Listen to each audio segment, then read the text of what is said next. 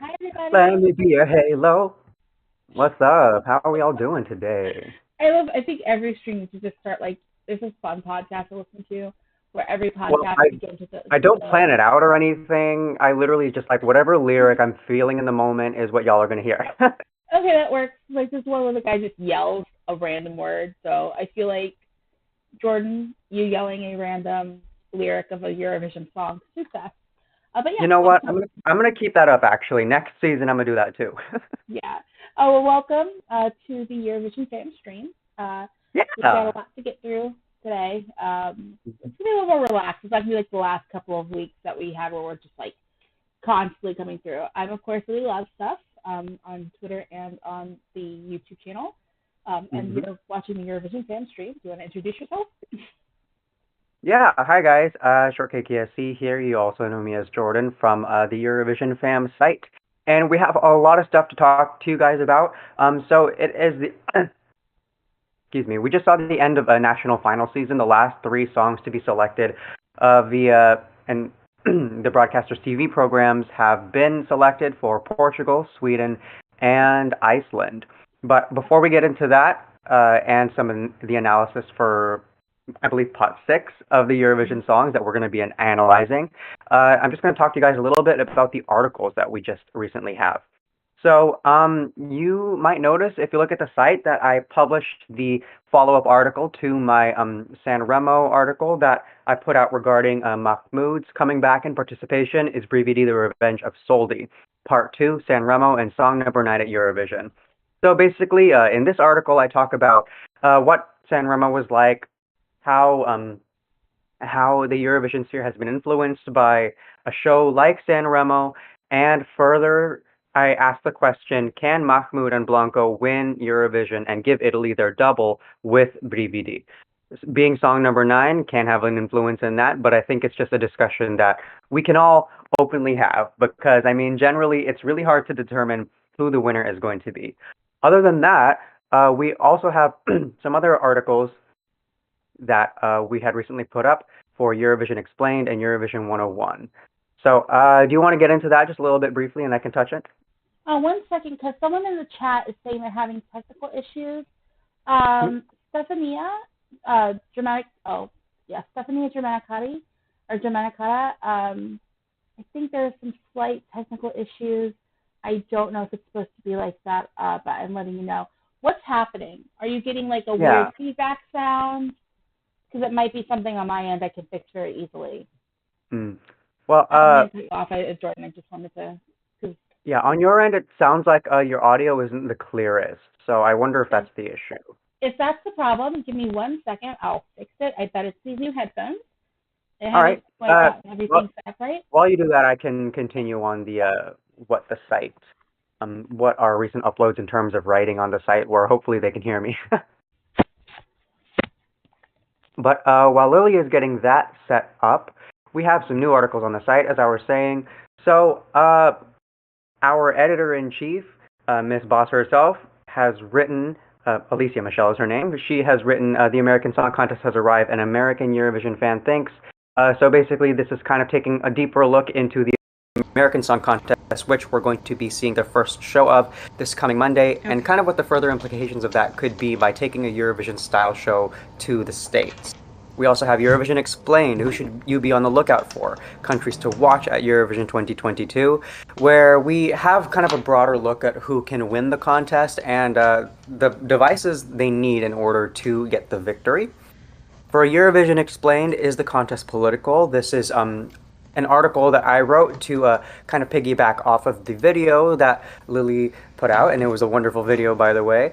But this takes a look into the discourses that we see regarding the contest in terms of just times that it can get political, because it's really hard to have an international kind of event without there being some type of like friction or clashing in a political sense, and Eurovision's no exception. I mean, if we take a look at the Olympics, then it also kind of becomes clear, yeah, like we all do have societal differences, and how exactly does that factor in? This article helps discuss that. But other than that, those are the articles that we have on the site. Go ahead and check them out. We will also link them down low in the description. Okay, so I just wanted to Hi, everyone. I should sound better you sound now. Great. Okay, yeah, it was the headphones. Thank you for letting us know, Stefania. Thanks, Stephanie. That's better now. And yeah, I'm just seeing people coming in. So yeah, thank you, Stefania. We've already shouted you out because thanks for the heads up about the audio issue. Yeah, the technical. Georgios is back. He was here last week. Hi, George. Hello. See you. And then Jamie R. Welcome. I'm happy to have you here for the first time. So yeah, that's our site articles that we had. Did you go over, because I came back in as you were talking about Eurovision 101 politics. There's a second one that's come out since then. And that is just basically going over songs that got 0 points. Did you talk about that one yet? Oh. Yeah, that one came out too. I have not gone over that yet. It's basically a brief video and article about songs that have gotten 0 points. In either the final, I think I mentioned only ones in the final, but there's a couple, if you watch it, that got 0 and the semis. And there'll be another... Zeros deserved. Zeros are never deserved, actually. That is a cruel thing to do, but it happens a lot. Yeah, it does. 0 doesn't mean no one likes your song. 0 just means that maybe you were 11th everywhere. Everywhere in Europe, you got 11th place. Sad, but it happens. Yeah, and then the other one is, there's going to be another one tomorrow. You guys will see what that will be. So keep an eye out on the channel for that. Oh, yes. Thank you, Jamie R. Jamie R says that Ann Jordan's article is so good. I just read it last night. So. Oh, my gosh. Thank you, Jamie. Well, 5 stars for you. Thank you for being one of my prized readers, and I hope we get the chance to meet soon. Yeah. So let's go ahead. We've kind of got over everything on the site articles. Let's go ahead and hop into talking about Söngvakeppnin and the results we got off that one. So our girls have rebranded. They're not going to be going as Sigga, Diepte, and Elín. They're just going to be going as Sister for Eurovision, and they won with their song Meth Hakandi Sol. And so do you want to kind of hop out in your thoughts on that one? Yeah, so Sigga, Diepte, and Elín are rebranding as Sister. We have that kind of... anyways, like, Sister, that's a whole deal. But setting that aside, the song itself and the performance itself, I think this is delectable. I think it's understated, very wistful, very demure, and it's just really wonderful to listen to. I've never skipped it, and it really stood out to me mostly because at the beginning of the competition, I didn't really... I knew that it was good, and I knew that it was, like, very artistically crafted, but I just didn't have the confidence that it would win. Because I don't see Iceland going like very much in a folk direction. I see them going more in a pop direction. This has contradicted that, and I really, really enjoy this song, and it's in my top 10 somewhere. I just don't exactly remember where. How about you? I think it's just, I have to reorganize my tops because I've been just waiting for Armenia and Azerbaijan to drop before I change anything else around. This song makes me think of one of my favorite Eurovision entries ever, Norway 1966. They don't sound anything alike. This does not sound like Inte Ernit under Solen. It just sounds like a similar mood. They're both these folksy songs that are very laid back, and this is a kind of a sound that you would hear more. It makes me think of like 60s soul. 60s folk specifically. So that kind of a sound. It's very harmonies based, and I really enjoy this. Like, I like that folk sound, and for me that sound really does need good harmony work, and these three sisters are giving us that good harmony work that we need to sell this. And it's got like this very kind of like melancholic sound to it, but still hopeful at the same time. It's very good. And I mean, one of my favorite entries from the 2010s from Iceland was their 2011 entry. And that was, again, another folk song. So I think, like, I do associate this sound kind of with Iceland, but it's more so because, like, I've listened to bands from Iceland who have this sound as well. So this is kind of not unexpected for me personally, but oh gosh, is it good. It's so good. Yep, I love it. And I also love how they're, like, not outfit coordinated. I like how you could see them independently dress themselves. Like, I don't know why. That's just kind of refreshing for this day and age in Eurovision now. Oh yeah, no. It's like, no, it's not overly stylized. Everyone has their own unique look and their own unique situation. And it's like, they still look like a cohesive group, though, with the styling. They don't need to be polished, perfect, everything. in an outfit like they're the Supremes. They just need to come in, look coordinated enough, and give us a good vocal performance. And that's what we're definitely getting from Iceland here. Did you have any other things you wanted to say about Iceland's entry? No, I just really love it. Like, that would be the last thing I definitely have to say. Nothing but love for Iceland here. So we're going to go ahead and talk about Melodifestivalen. Goodness gracious. If you guys, I know we got a sudden spike in people who follow us because of that video when I was streaming with Alicia. So yeah, as you can tell, whole team is happy. We are so glad Cornelia won. So yeah, Cornelia Jacobs won with Hold Me Closer. I didn't cry, but I cried in my soul. Like, in my heart I was crying. Like, I was so happy. So, like, I think we're just all so happy. Like, it's hard to form thoughts. But as far as thoughts go, I have lived this song. And, like, when I say, I mean, like, what the song is about is something I've had happen to me in my life. And the way that Cornelia performs it, she performs it flawlessly. Her emotions that she's putting on display, both in her face and her movements, in her voice, it's all there. It's like, oh, this lady's been crying. This is a whole thing. Like, oh, gosh, it's so good, guys. It's so good. All right. Well, I mean, like, really quickly, like, we need to cheers to the fact that we got 3 excellent songs for this last Saturday. This was, like, the perfect way to close the national finals season.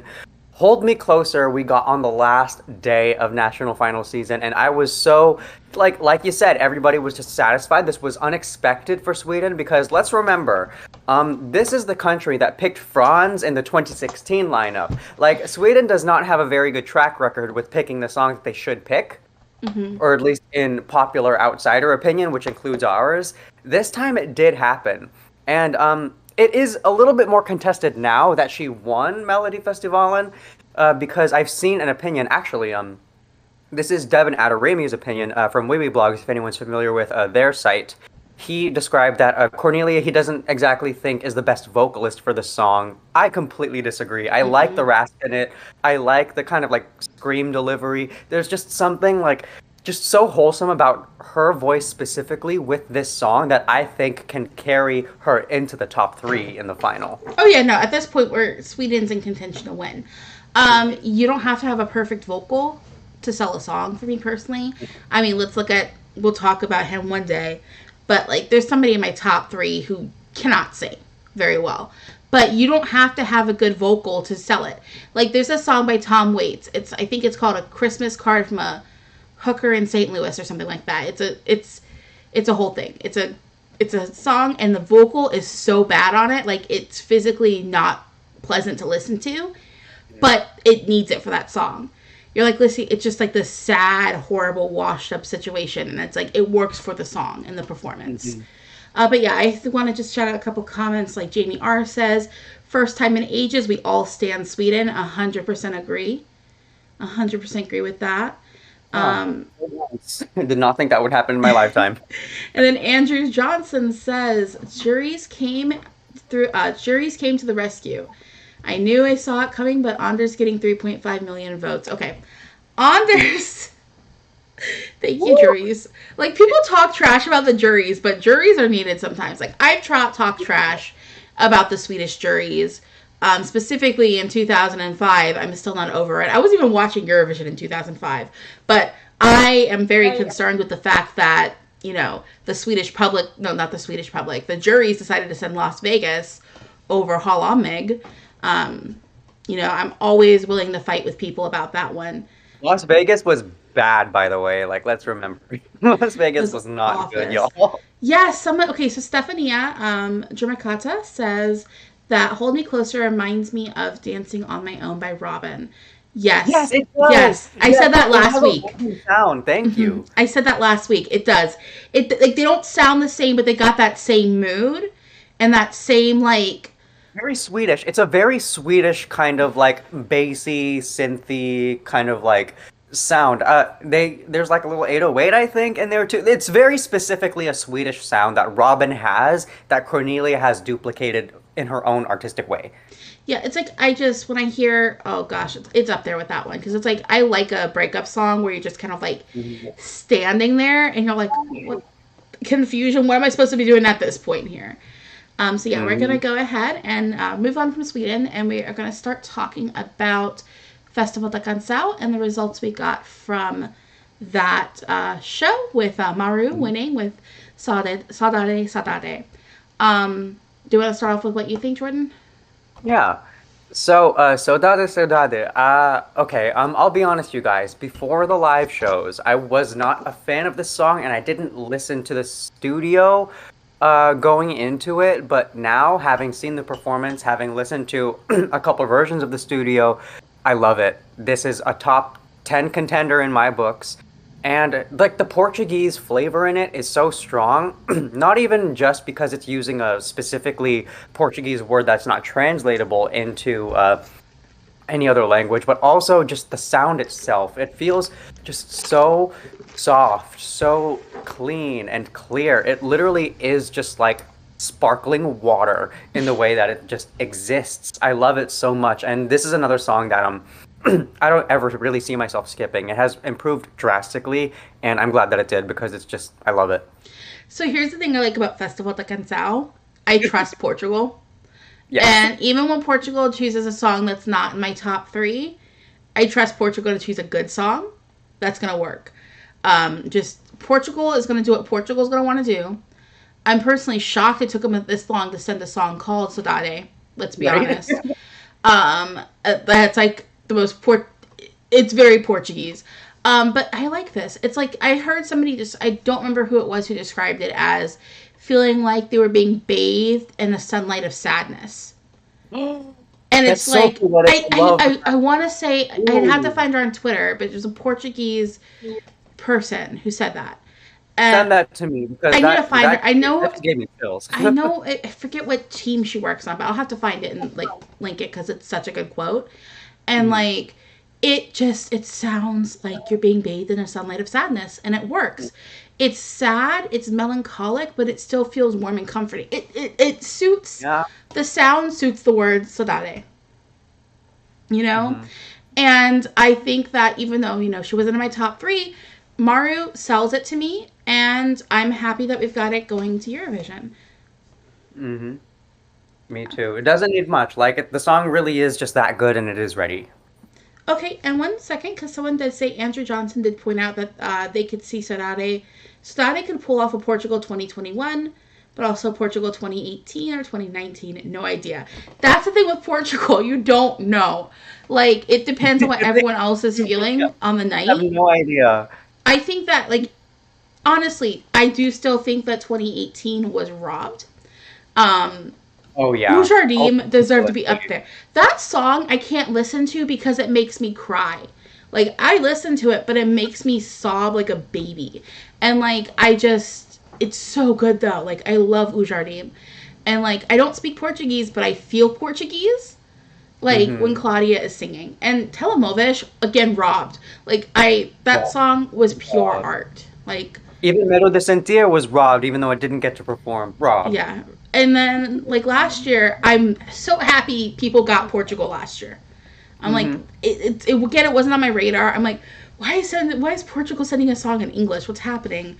And then, like, I got there and I was like, this is good. And, like, the mood and everything just suited it so well. And also, the Black Mamba's an excellent band. Like, they're just a great band. And I remember when I saw that they were in the lineup for Festival da Canção, I was like, what?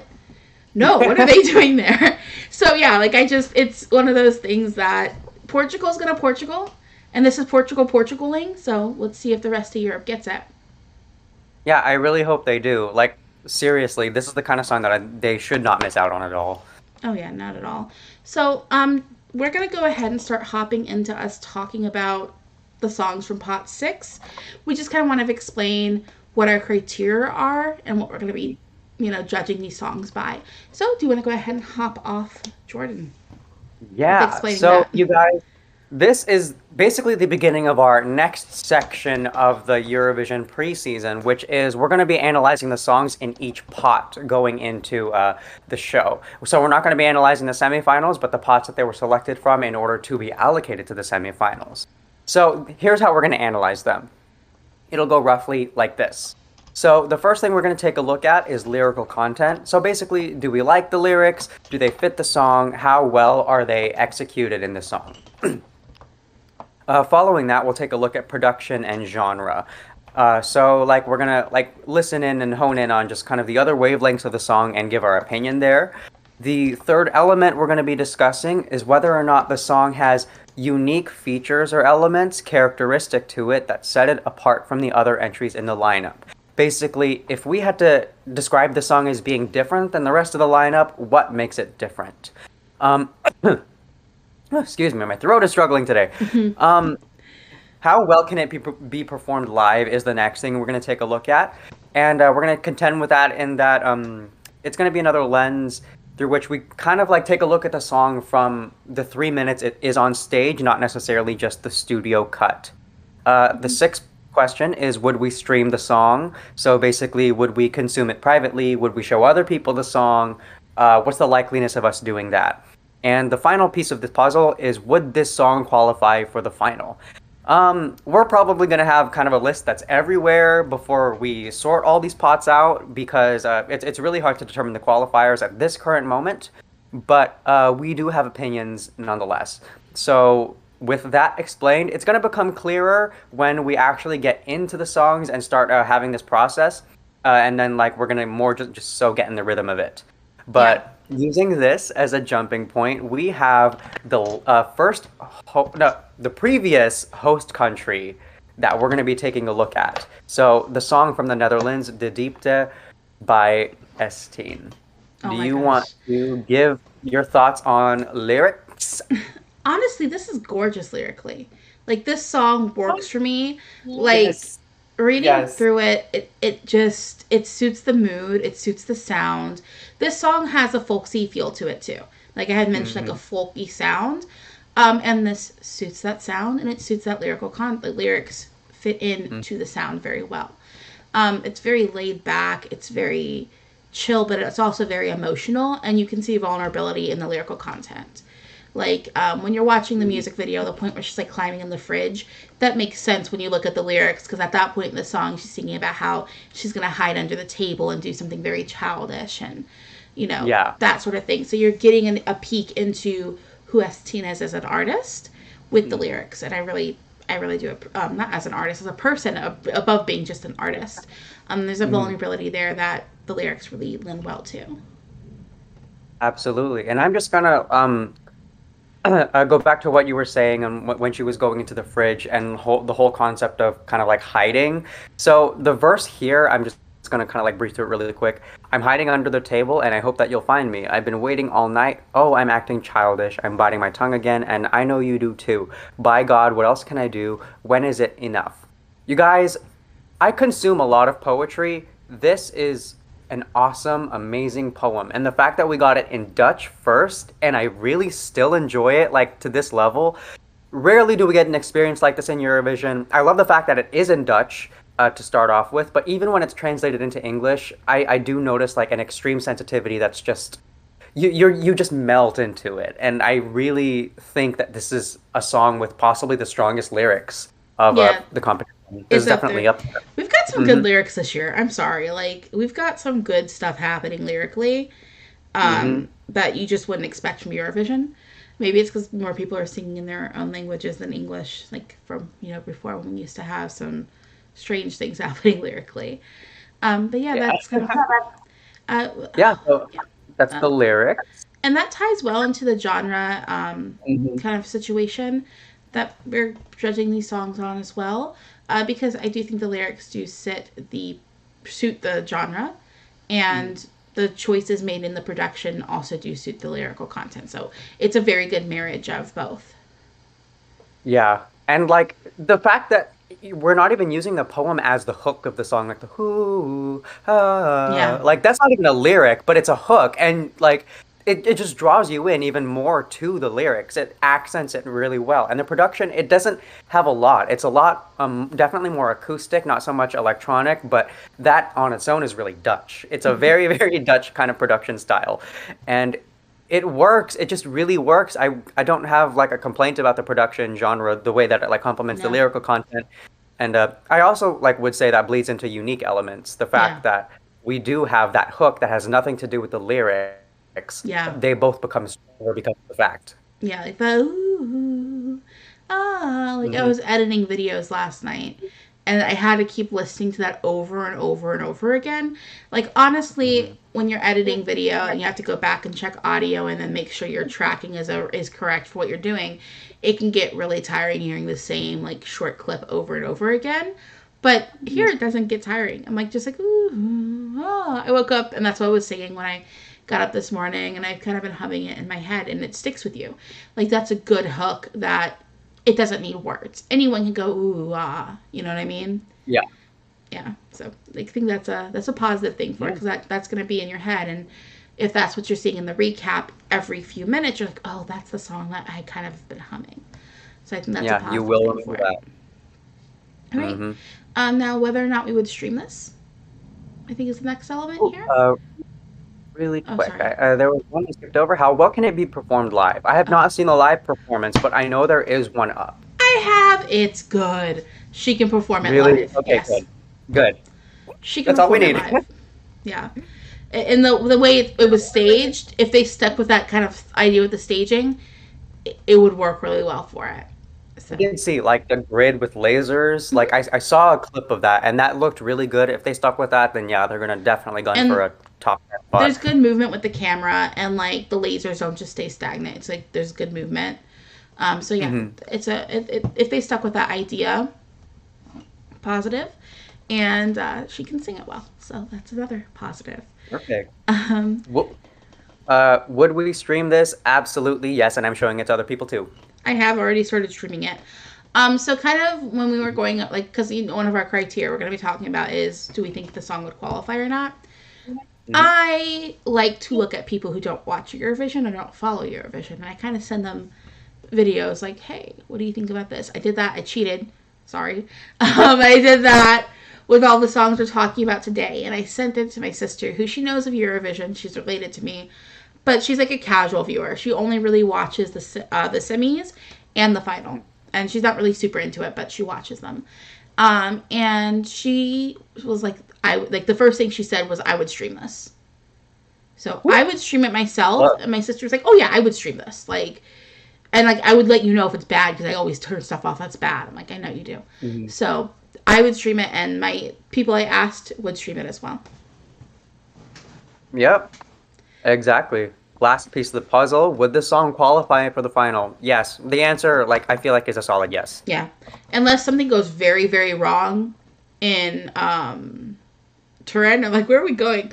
I was gonna say Tel Aviv. Unless something goes very very wrong in Turin, this is qualifying. Like I can't see Mhm. it not qualifying. It's too high quality of a song to be left in the semis. Now we have no idea what the staging is for anybody, so at this point, that's why we're kind of doing this early. Mhm. Everyone's on the same playing field at this point, and she could qualify. I can't see this not qualifying. Yeah, me either, honestly. The Netherlands, I have this sinking feeling that they're going to do exceptionally well, and it's because the Dutch, they know how to operate a Yeah, Eurovision country. yeah. We're just gonna kind of go over. I'm just looking at the comments here, discussing this one. Andrew Johnson says, "I loved Diepte. I can't decide though if I prefer the stripped back ending of it or if I sort of crave a Eurovision epic final chorus. But then again, Oh. maybe the point of the song is that it isn't super Eurovision-y." Yeah, I think so. Like, I can see Mm, what you mean. Like, you could mhm. go for a great build up to something really big and bold that's, what you would expect of a Eurovision entry, or having it stay. Like, I think the point is that it's not very Eurovision-y. I feel like that's what Yeah. the Dutch have been going towards since 2015 at this point. Mhm. That they're kind of being kind of anti-Eurovision without being anti-Eurovision necessarily. It's got that kind of feel, and like with the lyrics and with the content that you're getting visually from the music video, for example, having it keep that stripped back ending, I think really suits it. It helps it like sit inside you and makes you, it's like more of an introverted, let's think about this moment. Yeah. Okay, and that is perennial. Like that's the kind of song that can stick with you for a long. Oh yeah. I'm still, Jordan, did All I right. lose you? Oh no, I didn't. I thought we lost you for a second. Okay, then I just wanted to say Stefania Germanata. I worry that Diepte will not stand out as much as I would like it to, with Portugal, Lithuania, Sweden, Greece in the lineup. The funny thing is they're in my top 5. Are Greece analysis? I'm trying to think here, because my thing is, when I think like the song that this song makes me think of the most is Iceland. Like they kind of it sounds like Iceland to me. Like they're both very folky, laid back. But again, comparing it with, we have got, I guess it's Sad Girl Sunday or Sad Girl Saturday. Well, this is all Tuesday. Sad Girl Tuesday then. And yeah, Portugal. I think it's different enough from Portugal, and it's different enough from Lithuania. Like with Lithuania, I don't see these two songs competing against each other personally. Like there's nothing. I don't see Lithuania competing really with anybody in its own right. I guess Cornelia That's maybe. my own But it's in Dutch, so I think it's going to also stand out away from Cornelia. And with Greece, I think Greece is different enough too. Greece is in semi 1. Oh yeah, these are all semi 1. Yeah, Greece is like we're going to talk about Greece eventually, but I think that beginning that first third of Greece helps Greece stand out and not so much blend into these other ones. But I do see what you mean. Like we have a lot of sad girls and a lot of sad boys this year, and like we do. It's just a matter of seeing if they can like fight it out to be the top sad person, you know? Yep. At this point, but yeah, I see this qualifying. Okay. Yeah, let's go ahead and let's start talking about Portugal. We already Ireland. We're talking about Ireland. I feel so bad. You're right. It's Ireland. I'm looking right at it. And yesterday was St. Patrick's Day, by the way. So happy belated St. Patrick's to all of you. Yesterday was also Purim. Man, if you live in New York, I hope you got to work with clean shoes. So I'm sorry. It's like 2 holidays that are really big for drinking, and they happen to be the same day this year.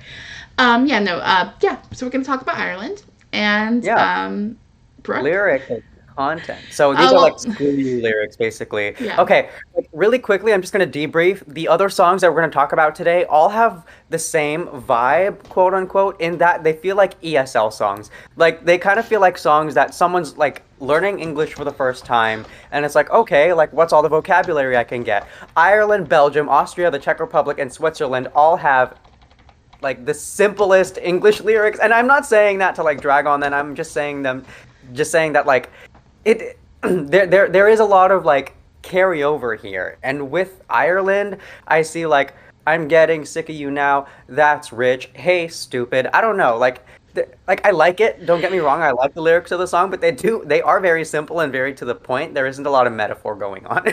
So I'm not a big fan of poetry. I have actively avoided poetry since I graduated from high school. I no longer had to sit there and read poems and be like, I don't care what the person thought, what they meant by any of this metaphorical stuff. Sometimes you just need a song with stupid lyrics that kind of are basic. True. And with that being said, I'm okay with that. Like, this is a song that's like, it's a breakup song. You're putting up with somebody who's just not worth your time anymore.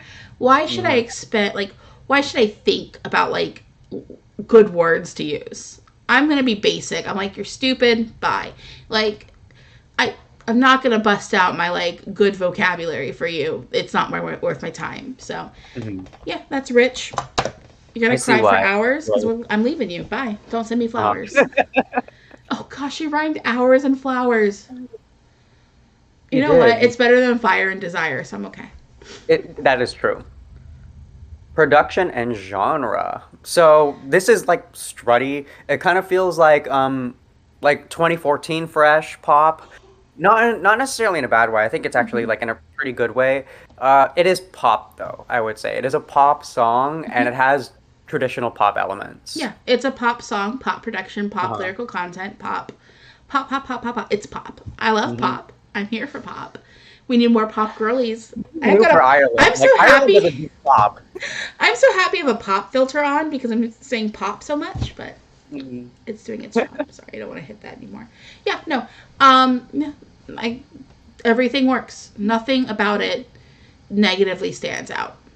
Yeah. Unique elements. If there's one thing, I don't think the song has enough unique elements. I'll be honest. Yeah. It's kind of generic.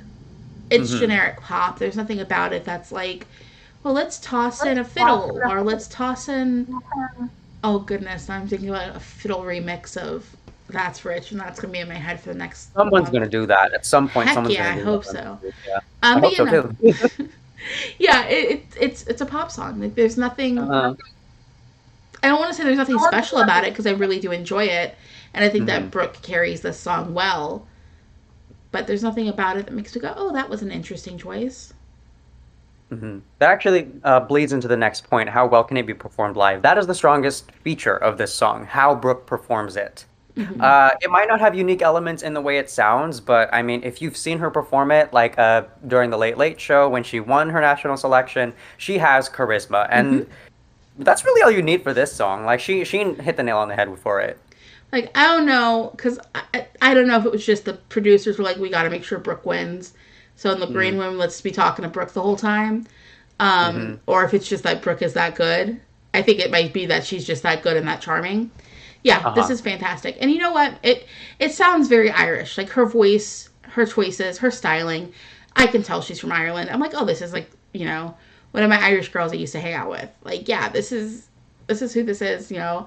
And with, and yes, she can perform it live. Like, we know she can perform it live. She wasn't the best vocalist in the world, but she sold it. And, you know, that was what, March? No, that was in early February. She has another 3 months. And she's been rehearsing, you know. So, yeah, I think that live that this could be carried off better than it was performed on the Late Late Show. But it's also a song that doesn't need a perfect vocal. It doesn't. That is true. Yeah. It doesn't. It's not a very. It's not a vocal forward song. It doesn't need to be. Yeah. Yeah. Yeah. I'm sorry. Next Would one. we stream the song? Yes, yes. But it would be a skip sometimes for me because I'm not always in the mood for pop personally. I'm always in the mood for pop, so I'm not skipping. Like I'm not. I like a pop song. I love a upbeat pop. This is on my main pop playlist this year. Like I have kind of like on Spotify, I have like just songs that came out in 2020, like whatever year it is. So I have like my playlist of songs from 2021. She sounds really good next to like Meg Thee Stallion and Dua Lipa. So you know what? She's made it to the main playlist and she works well on that main playlist. And my sister said she would stream it too. All right, Meg Thee Stallion, Dua Lipa. I have not heard Sweetest Pie yet, but I'm planning on it. Good. Don't watch the music video. Just listen to the song. I'll listen to the song first and then watch the video. No, don't so watch would the video. that qualify for the final? What do you think? Yes. I honestly, I know a lot of people are weary about this, but I do think that this one's going to qualify. I dare even call, like, I don't know what the staging is going to be like, and that's where it's going to make me weary. But in the current, you know, lineup of what we got without any staging, this is qualifying. Like, this is, there's no other song in the contest like this, and we need a pop song. Like, every year we have to have kind of like a pop girl make it to the final, and I want her to be that pop girl this year because she's the only one we've got, and we need her. We need Brooke. So, everyone vote for Ireland. If you're voting in Semi 2, yes, Semi 2. We should all vote for Brooke to make sure she makes it through.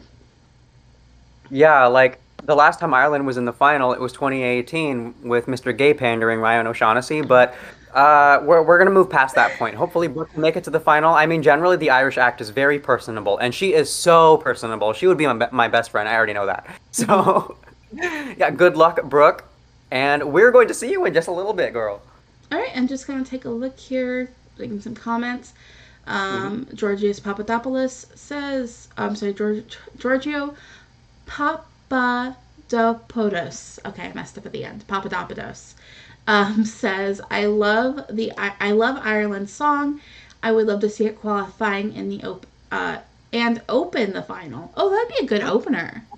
That would be so. No, honestly, if it opened the final, that would be so legendary. Can you imagine just screaming, "That's rich"? Like the first thing you do that Yeah. evening? Absolutely. You know what, Georgios? Like you should contact the EBU, tell them that they would have a good idea to do that if she qualified. Because honestly, I like the way you think. Andrew Johnson says that let's see, at least Ireland has Malta in the semi to help them see more unique. Oh my gosh, Malta. Ireland also has Malta to give them some Get to votes. her. Malta. Get to her. Trust me. Malta can also send Brooke some votes because they tend to vote well. They tend to vote for toss Ireland some points. Come on, Also, island country. also the UK is voting in that semi. The UK would toss Brooke some votes too. Mhm. And then Stefania Germacata says That's Rich is last year's TikTok. It's that one low-key Schlager bop that I like more than the big pop diva and the bangers like El Diablo and Slow Mo. Honestly, I see that. I see where you're comparing her to TikTok. Subject matter is also very similar. And I'm not gonna lie, I didn't like TikTok to begin with, but it really grew on me. I wanted it in the final by the time we got to Eurovision. I'm sad it's not there, and I still stream it. It's on my streaming list, my main list of 2020. So, she sounds real. The Croatian version. I have both versions on my playlist there. So I will also say she sounds great next to Dua Lipa and Meg Thee Stallion. And who else did I stream a lot last year?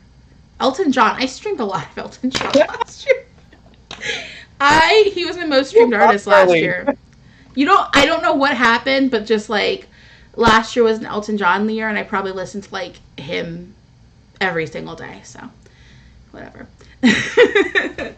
So yeah, we both think was my number one birth year song. That was the number one hit of my birth year. So I have that relationship with Mr. Elton. Oh my gosh, I don't even know what the number one song of my birth year was. I hope it wasn't the first song I thought of. It didn't even come out the year I was born. So oh no, I know what the number one song was the year I was born. Whitney Houston, I Will Always Love You. Well, that's not fair. Quality. You get the iconic one. Quality. Speaking of quality, actually, not necessarily speaking about quality. Not necessarily. Gosh, the shade. The shade. So we're going to be moving on to the third country in our discussion today, which is Belgium. Oh my gosh, you and those scissors. Yeah, we're talking Belgium. Lyrics. Oh, I can't. I'm sorry. First verse, second verse are more poetic than the chorus, but the chorus is so anti-poetic that I just cannot enjoy the lyrics at all. And I think that's all I'm going to say on that. Again, it doesn't need good lyrics. That's not what this song's about.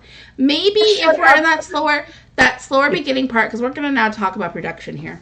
I'm going to tie it into lyrical content, because some of this stuff could just be tied together. The beginning part, and this is also unique elements. The beginning part's that slower, more laid back sound.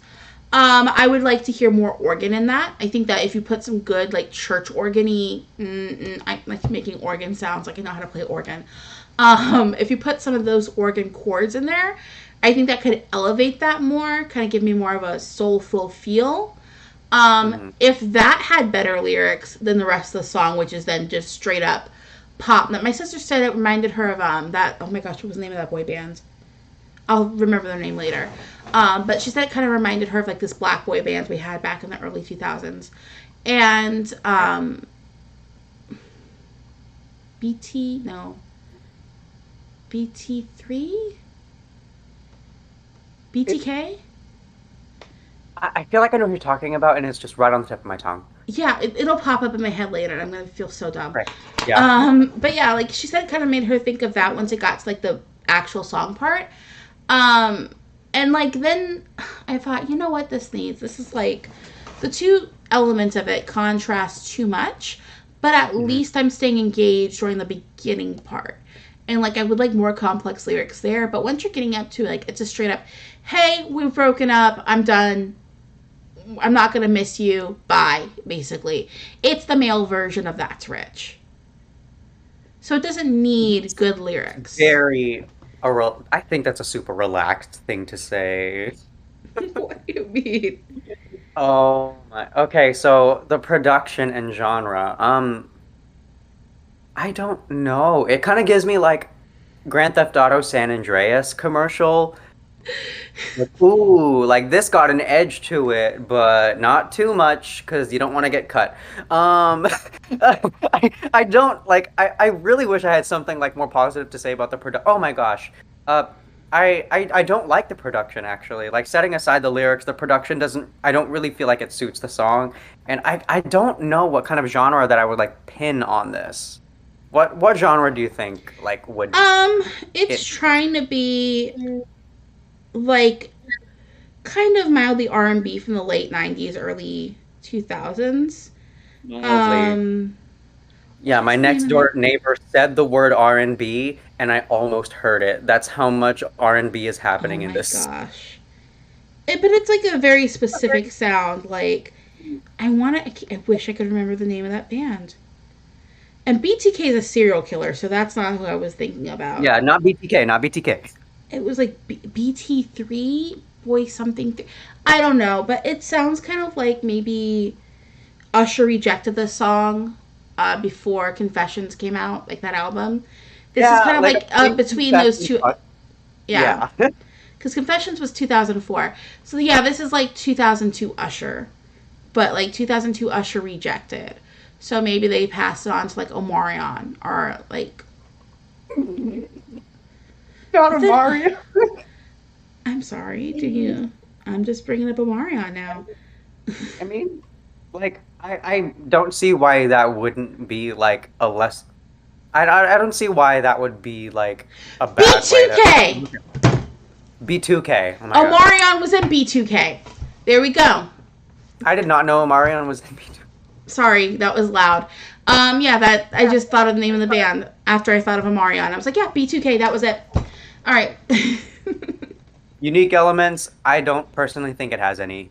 It sounds like a transformer at that one point in the chorus. It's like like I can see people like breakdancing to it on that breakdancing show that used to be on MTV forever ago. It's got Yeah. that sound, so I can hear like transformer elements. That's something unique.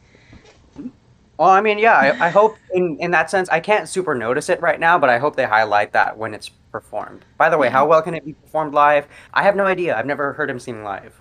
he can sing live. I've Okay, watched his good. voice auditions. He can do this. He wants to dance. That's when I go, hmm, because Honestly, don't care. Like, I if hope it's not he a bullshit. dances, is that going to affect the voice, the vocal sounds like? Because on the voice, you don't really move around. You kind of just stand there. So if he can pull off a good vocal and pull off some good dance moves, I'm open. I'm open to it. At this point, Right? I don't know, but I know he can sing live. Sounds good there. Would we stream the song? Me personally, no. It's not my cup of tea. It's not my Mm, thing. Like, it's not. I mean, honestly, because when it comes to Eurovision season, I basically listen to nothing but Eurovision music on repeat, trying Same. to figure out what's going to qualify and what's not going to qualify. Hmm. Um, Maybe it'll hold me hostage eventually, and I will absolutely fall in love with it. Could happen. Could happen to me It could too. happen, but like the voice is set. The voice is there. I can see it growing on me. So Okay. maybe if this one was like in a later stream we would talk about, then I would have more positive things to say about it. But no, I mean like I'm not outside of Eurovision. I probably wouldn't stream this just because it's not my personal genre at all. I see what you mean. Yeah, Would it qualify for the final? With what we've been currently provided, I don't think so. But if you can dance and sing live, then probably. it's Belgium. My biggest Mhm. worry is gonna be staging. Yeah, because As a Belgium can't. song based on a song itself, because this is Simi 2. Semi-2, then he may just end up qualifying. No, no. Based off the No? songs alone, like if it was just the Eurovision song, well, the Euro song without the vision aspect, I'm gonna say no. Mm, I have to agree there. Any closing thoughts on Belgium? No, but let's just read some comments. Yeah. Let's see here. Okay, Andrew Johnson says, I'm not in love with the melody or the lyrical quality of Belgium, but I really do love the vibe of the song and the music video. Like, the music video had a good mood to it, and if you're like someone who's into this genre, I can definitely see why it, why it would appeal to you. So yeah, no, I get that. Getting a like for the mood and the feeling. Let's see here. Stefania Germanata says, Belgium is sending their weakest entry since Mother. It feels so baity, bland, and pointless. The notes are forced. Stefania, thank you. He's doing all that just to say miss you over and over again. Belgium's dark era. So long. He was the first artist announced. Yeah. Honestly, I think what it is like, if you're going to announce early and make us wait forever to get your song, like, make it great. In its current state, not necessarily. And then Andrew Johnson just added in, I still think the juries will eat it up. You know what? Honestly, you can dance who knows? Yeah. I think that I can see the UK juries giving this a lot of loving. Like this, I can see this getting like 10. No, because there's another one in there. I can see this coming top 3 in like the UK jury. Because this is semi 2, right? Who else is in semi 2? I am just lost. Hey, I don't remember who's voting in either semi, honestly. Like that. I remember who's voting in each. I just need to I can see the jury's giving it love, especially if the vocal's good and he's dancing. Like the juries are definitely going to boost that. This would definitely be a question of the jury. Yeah, but I don't think it's a qualifier televote wise. I don't think it is. Me either. All right, so let's go ahead and let's talk about Austria. I did see someone in chat earlier bring up Austria does talk about philosophers. They've got deep lyrical content. So yeah, let's talk about Lumix's song featuring Pia Maria, Halo. So yeah, it does mention a philosopher in the music video. It's very intentionally, I know this is not currently like the time to talk about the music video, but it is very intentionally Austrian in the way that it's culturally produced. The lyrics itself, I'm fine with most of the lyrics. I mean, this is very ESL. Like the lyrics are very simple, and sometimes they're a little awkward. Like we could be CEO, like that. That kind of just throws me. We could be CEO. Yes, let's girl boss it, baby. But generally, like, I don't think the lyrics are that offensive. I mean, like, this is like a Eurodance schlagery kind of pop song. Yeah, you don't have to think about the lyrics really. But the "We Could Be CEO" kind of like I cackled. And she says it so much. You're like, "We could be CEO." I'm like, what? It's a Eurodance pop song. I'm not here for lyrics. I'm not. Exactly, yeah. You want to bring up the music video? I can complain about the music video. Nothing sets, you guys, my poor sister can hear me say this. There's a movie I'm not allowed to watch at my house anymore because of costuming. That movie is the Beauty and the Beast live action remake. Cannot. No, like that got ripped to shreds because of the costuming. The costume is bad. I'm going to leave it at that. I'm very aggressively saying it's bad.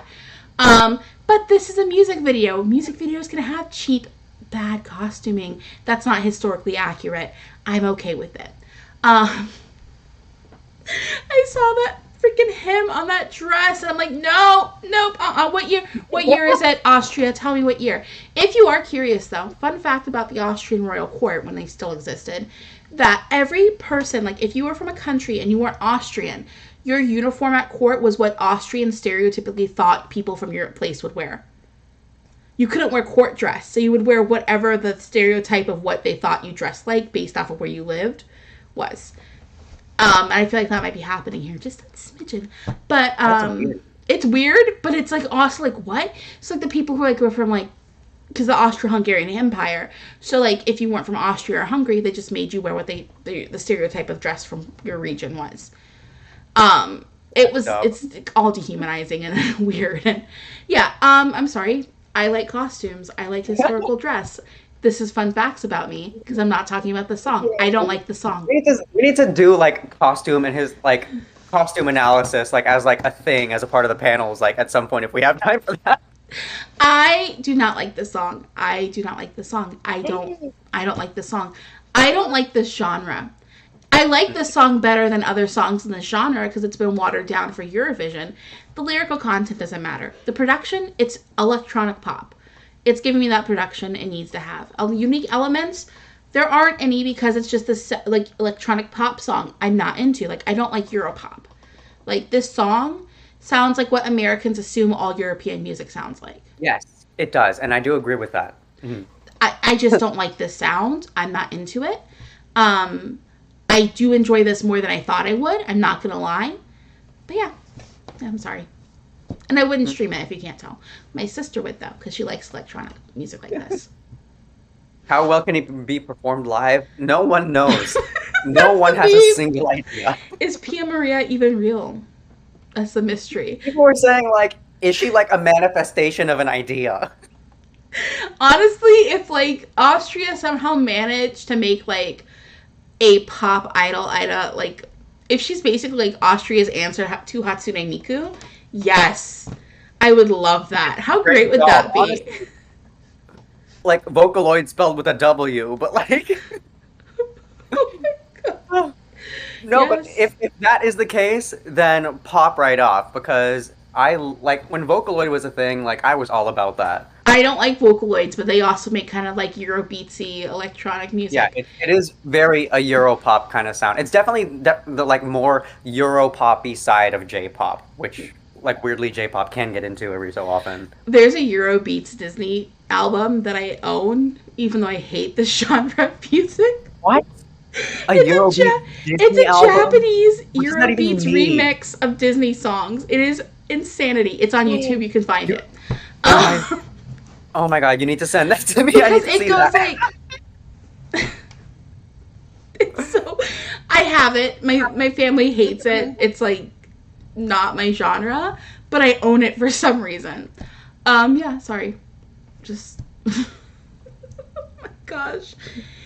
Do we think it will qualify? Yeah, like, we don't know how well it can be live. And do we think it can qualify? Yeah, I think it's. I think this is qualifying. It has just enough of those like good safe elements to kind of like grant it that spot. It doesn't take any risks really, but that might be the reason why it makes it. But then again, like we don't have the best track record for this DJ and singer combo. That's true. But then again, we haven't Tell done me it with. where to go. Jump. Stop. Gromy. Stop. Stop. But then Gauss. again, Norway Stop. did okay with it. Stop. You're rude. I can't. And Mr. Baby Powder himself. Sorry. Well, you know, Norway did. Oh my God, what was that? What's his name? What is his name? Why am I forgetting his name? Norway DJ, who sent the song. Joust, that's his name. Yeah. I call him Mr. Baby Powder. It's a whole thing. So yeah, Joust. It did well with Joust. So maybe it'll be another Joust situation. But I think based That was off 2017, and beat drops were still a thing then. this is, I don't know if beat drops. I don't know anything about electronic situations. I just know that song I actually kind of liked. And I actually kind of like this one, but like it's not my thing, if that makes sense. Like I like it, but I don't like it because it's like my thing I like. It's a thing I don't like. It's a genre I don't like, but I like this. You know what? I'm leaving it at that. I do see what you mean. Kind of just like going back really quick. Would we stream the song? I wouldn't always skip it, but I also wouldn't always play it. And yeah, that basically like closes up that like section of it. I don't feel that strongly about it. People do feel strongly about it. I really don't. I'm sorry, JBR found the Eurobeats Disney. I'm so happy. I'm so happy you now have that. Yeah. You now need to learn how to pata and put like some. It's a hole. There's a hole. I know what I'm gonna listen to on my way to work. I mean, hey, why not? The Under the Sea one slaps. So yeah, I'm glad I got to expose people to that because of this. Thank you. Okay, so Georgios Papa. I'm gonna keep messing up your name, hon. Georgios Papadopoulos says Lumix has had some hits in Europe, actually. Okay, so if he's a known entity, that can help out. I just don't like this Euro dance thing. I know it's a genre that I'm like not. When I say I don't like it, I'm not trying to like insult anyone who does. It's not my genre. Mm-hmm. So I'm kind of like to it. So I don't know whether or not like it's good for the genre, but it's something I like at the same time. I like the genre. It is a little weird for Austria though. And then Stefania, Nada. Is your like username a combination of like Stefania and like what is Gwen Stefani? Oh my gosh, Lady Gaga's last name. Right? No, yeah, I don't know. I actually think Austria should close semi 1 instead of Norway. I think that there's no way Norway's not closing the semi. If it were up to me and I was doing the running order, I would bury Norway, so Norway would not be closing. But I can see Austria being a good closer. It would be a pretty good closer, I'd say. Or like right before the commercial break in the second semi. Like in the second half, like that second half commercial break that they get, I think that could fit really well there. Okay, so let's go ahead. Moving along to the Czech Republic. We are Domi, lights off. So you guys, the lyrics are not for me. Generally, I mean, like, okay, I'm like, I have the lyrics pulled up on my computer. I'm just gonna skim through these really quick to see like what stood out to me. Nothing stands out to me. Okay, so I don't like these lyrics at all. Like the chorus feels very lazy, especially lyrically. The verses are better. The pre-chorus is okay. I mean, like, there's a story happening here, but the chorus really drags the lyrics down, in my opinion. And it kind of takes me away from the story of the song. What do you think? It doesn't need good lyrics. Like, it doesn't need lyrics. It's an electronic dance song. Like, where are you now? Like, I'm sorry. I'm thinking about, like, what do we used to have? Like, what is love? It doesn't need lyrics. You know what I mean? Or like, Everybody Dance Now? Yeah, can you name another word out of that song other than Everybody Dance Now? That's not even the name of the song. The name of the song is Make You Sweat. But, like, you see what I mean. Like, you don't need lyrics. It's just, this is a genre that's, like, I'm sorry. I don't mean to, like, be, like, mean. I just mean that, like, I don't. You're right. Like, that's the point of this song. Like, you don't need the lyrics. It's about that drop after the... Yeah. After that part, that is the kind of the highlight moment of the song, and I understand that. But that's not the kind of thing that I feed into. Yeah. I like lyrics. I don't. I mean, I used to listen to music never in the same language I spoke, so. I mean, like, it's one of those things where, like, lyrically, this doesn't need good lyrics. It could be... It just needs, like, a word you think of when you, like... I think my biggest issue with it is that the song's called Lights Off. I call it Where Are You Now, because if you want to request it, you're not going to go lights off. You're going to go, oh, where are you now? You know what I mean? But, like, the production's good. It does what it needs to do. It's, again, in this genre I'm not a big fan of. You know? Production reminds me of in 2017 when I was working at Uniqlo, and it's just like you hear the same 5 songs over and over, and it's just like, damn, I'm standing here and I'm dehydrated, I'm tired, there's someone yelling at me, and I have to take all of these clothes back up to the second floor. That's what occurs to me mentally with this production and genre. Thank you. I used to work at Walgreens, so, like, if you want to talk about, like, songs that I can't listen to, it's things like Gordon Lightfoot's Love and Maple Syrup. It is the most Canadian love song I can think of. And it's called Love and Maple Syrup. It's very Canadian. And Muskrat Love by Captain Tennille. You know, I've had bad songs ruined for... Actually, Love and Maple Syrup's not bad. But I've had stuff ruined for me that's, like, different than this. Yeah, I guess maybe work at Walgreens for a bit, and then you can go back to, like, not hearing this song and having work flashbacks to dehydration. Yeah, well, I mean, I definitely get that with this production and genre. Unique elements. Unique to this Eurovision lineup, not unique in terms of general music. What do you think? No. I mean... I'm thinking, like, there's nothing about this that makes me go, oh, that's a part I want to go back and listen to. How do they make that happen? I'm trying to think of like the revamp version because I haven't really heard. The only version of the revamp we've heard has been that live from Romania, which, I mean, if you want to talk about can she perform it live, maybe not because of that. But she also was having in-ear issues. So I don't want to. Yeah. Oh, I didn't even know that. Okay. If you watch it, you could tell she's like, you know, like she's having some kind of in-ear issue because of the other national finals. But I just remember like those notes were a struggle. But if you're having problems with your in-ears, it makes sense. I mean, like, not everyone can come up. What was her name? Bulgaria 2012? She was having problems with her in-ear? No, she didn't have in-ears in. Oh. She went up. What year was that? You know who I'm talking about, right? I love you so much. Love Unlimited. Yeah, that was 2012. Yeah, Sophia. That was 2012. She didn't have in-ears. If you go back and watch that performance, her ears are empty. I did not know that. Wow. Not everyone can do that. This is trivia. Not everyone can do that. Like, not everyone can show up and not have any, and not, like, because they're there to help you figure out where you're at in the song. So if you're having issues with it and you can't hear, because, like, the audio feed, the way it works, it just makes it so, with that size of a venue. Yeah, no, I'm not going to, like, chop that up to her not being able to perform it live. Like, you know, I think she can, because of how the how the Czech national selection works. I think she can do it live. I think that was just an in-ear issue.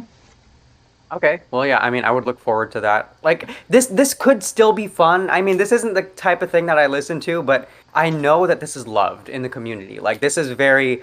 Well, I mean, most of my European mutuals on Twitter actually favor this more than people outside of Europe. So this is definitely more of a European taste. Yeah, I mean, again, it sounds European to me, but it doesn't sound extremely European. It doesn't sound like stereotypically European, if that makes sense.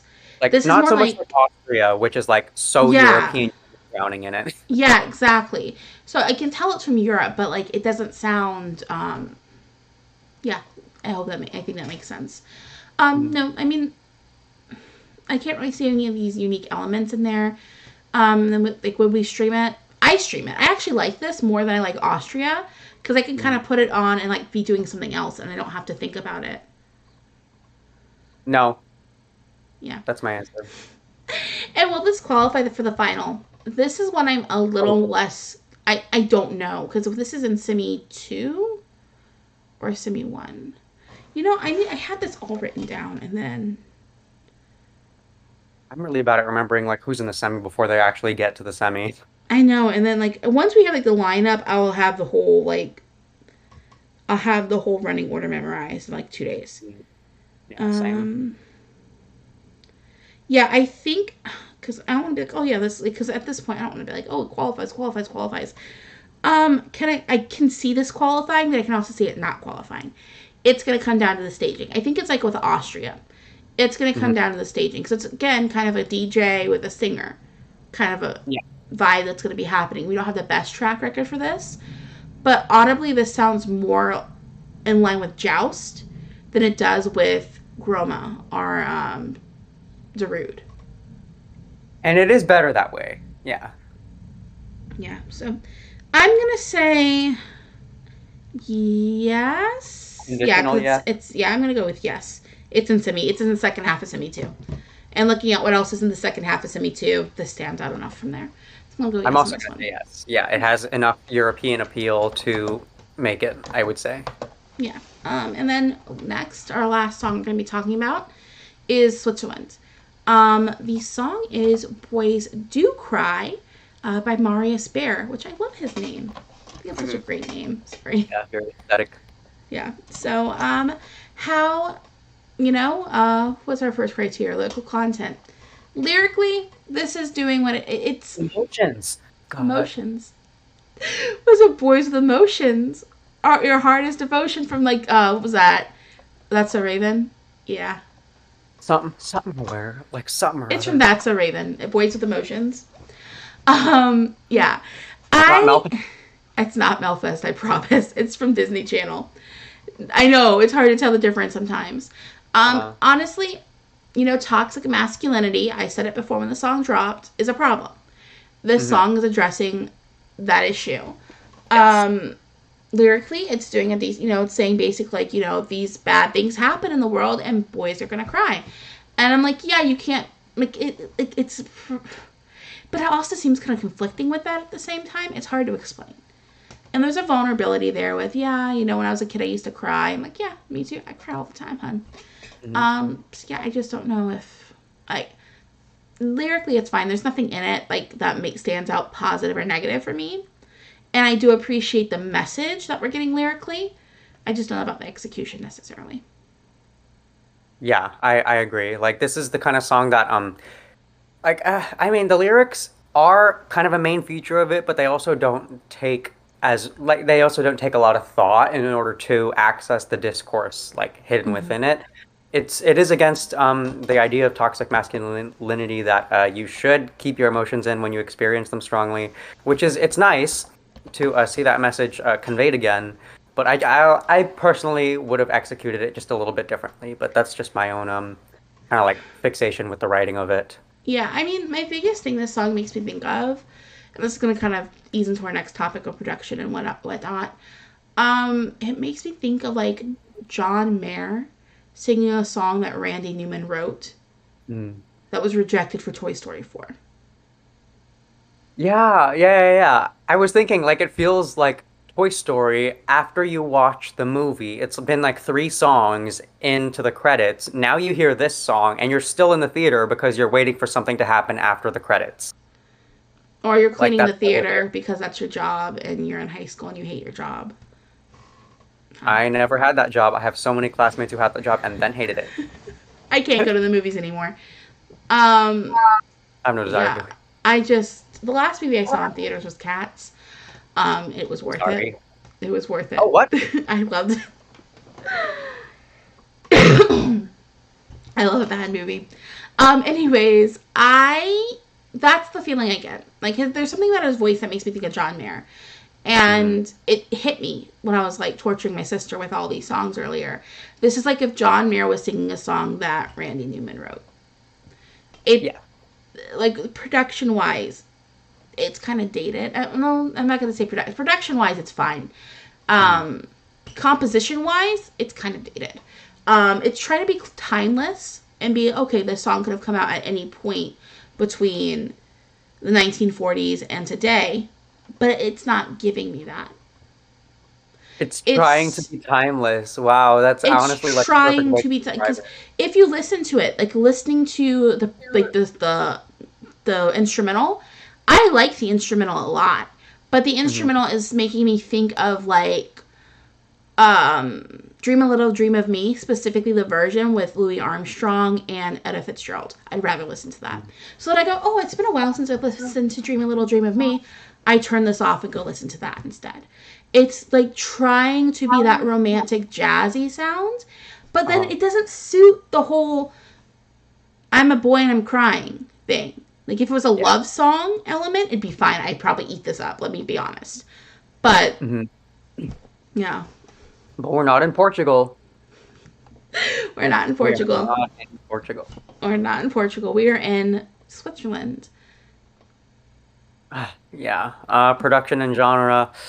I definitely do get that like Randy Newman feeling. Definitely like old, like gilded age of cinema and music generally.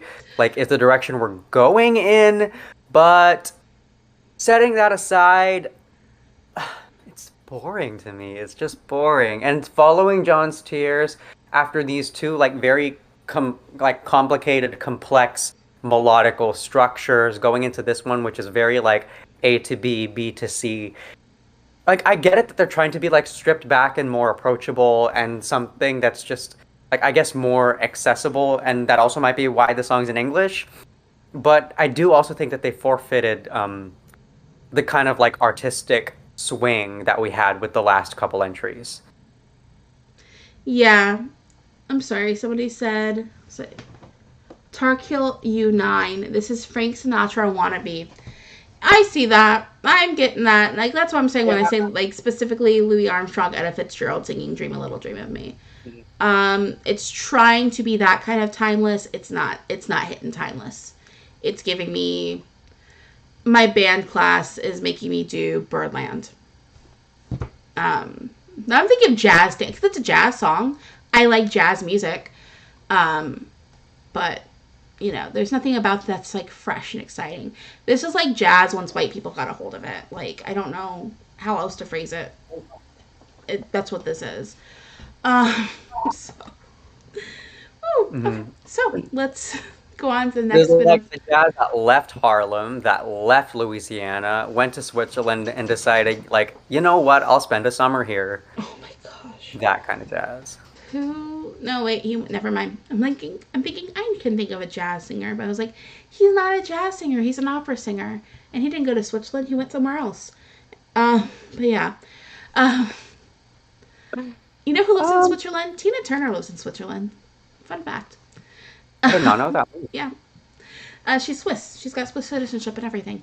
Yeah. I did not know that at all. Wow. Okay. Would we stream this? Oh no, unique elements. There's not. It's a jazz song. That's unique. It's not. We don't have any other jazz songs It is competing. uniquely a jazz song, yeah.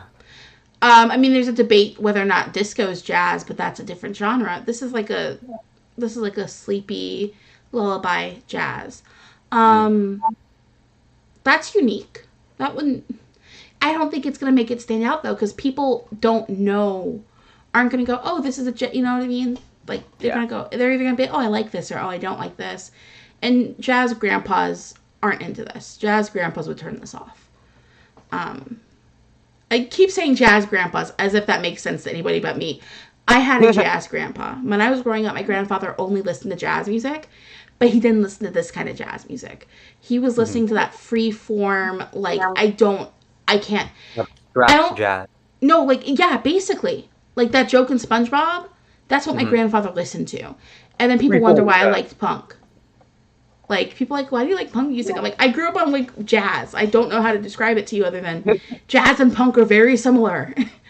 Yeah, I mean, but it's not like a unique version of that. And then would we stream it?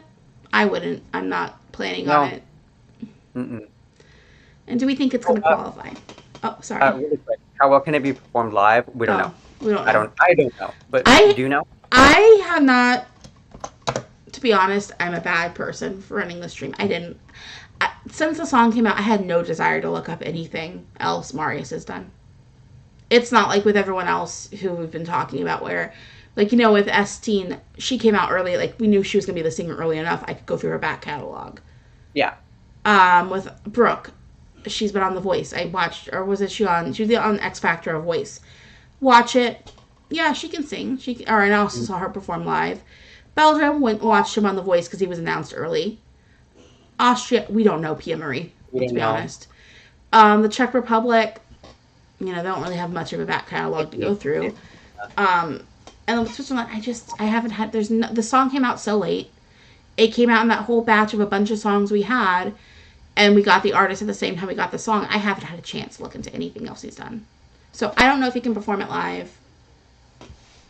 We'll have to take a look as the show gets closer. All right, and do we think it's going to qualify? No. I don't see a path of qualification for this song. I cannot see what would have to happen, who would have to fall, because this is, I think, in Simi 2 as well. Yeah, right? Someone would have to fall. Like, I mean, this is Simi 1. Simi 1 is the more open Simi. It's in Simi 1. Yeah, it's the first half of Simi 1. Looking at that first half in Simi 1, it's the song that stands out the absolute least to me. Looking at that first half. Because, like, in the first, Albania, Bulgaria, Latvia, Lithuania, Moldova, the Netherlands, Slovenia, Switzerland, and Ukraine are the first half of Simi 1. Okay, so there might be an edge over Bulgaria and possibly Slovenia, but you really need to, like, elevate the stage show to a point where it's like you forget what the song sounds like. You have to Sergei Lazarev this. Like, you basically have to use the stage to make people forget that they're listening to something that's just subpar. I don't think Switzerland's going to commit to that. I'm looking at the first half, and in that first half, like, because you're not going to get all your qualifiers in one half or the other half, you know what I mean? So, like, looking at that first half, I see this song doesn't stand out. Like, it stands out for being not much, you know what I mean, in that first half. Because, like, I'm looking at it, and, like, the weakest song in that first half is Bulgaria. No debate. I don't like Latvia that much, but at the same, you know what I mean? Like, I can look at all these songs, except for Intention, and go, okay, I can see how this is going to qualify. But with, like, looking there, I don't see that at all for Switzerland. There's nothing about Switzerland's song that makes me go, oh, that's going to qualify. Oh, I want to seek that out. I want to vote for that. So, yeah, I'm kind of, you know, feeling that way about Switzerland there. Even if they do really reinvent the staging, I mean, like, some people are going to end up paying attention to the song and just being overall underwhelmed, because you just take a look at Albania, potentially, and then you forget half of this half. Yeah. So, yeah, I mean, you know, we don't know what's going to happen there. So no idea. Once again, like, speculating. Yeah. But yeah, that was our first of these, like, kind of streams we do where we're going to be talking about elements of the songs and all those other pieces and things. So kind of going through a quick run through. We think the Netherlands is going to qualify, Ireland, Austria, and the Czech Republic out of these 6 songs we discussed. The ones that we would leave, or we think are going to be left in the semis, are Belgium and Switzerland. Right. Those, like, that's just, I can't make a case for those ones, but we're so far out, we don't know yet. But yeah, thank you all so much for joining us, and thanks, guys. Are talking about these songs more in depth. And you know, I'm so glad we had so many more people joining us in the stream and helping us out with the audio issues. So thank you. Regular scheduled programming, in case you're a new viewer, is an hour and a half earlier than when we started today. Yeah. So that would be that is 10 a.m. Pacific time. It is 1 p.m. Eastern time. What time is that CET? I always forget. It's going to be 6 starting next week. Yeah, 6 p.m. Because starting time, next week, our regular schedule. I think, right? 6 starting next week, because the time change is going to happen next week for Europe, where they'll be 5 hours ahead of me instead of 6 hours. So, thank you all again for joining us. If you enjoyed this, give us a like. If you've never joined one of our, or if you haven't already, you know, subscribed to the Eurovision Fam channel, go ahead. It's going to get busy. We've got a lot of stuff coming down the pipeline for like the next, you know, month and a half, because it's going to be Eurovision super duper soon, guys. We've got like a month to go, or like, well, I guess a little bit more than 2 months to go. We're going to have a new winner. We're going to have a new winner already. I know. I'm so excited. And they already started building the stage. So, yeah. Thank you all so much for joining us. And bye. Let me. Bye, y'all. Bye.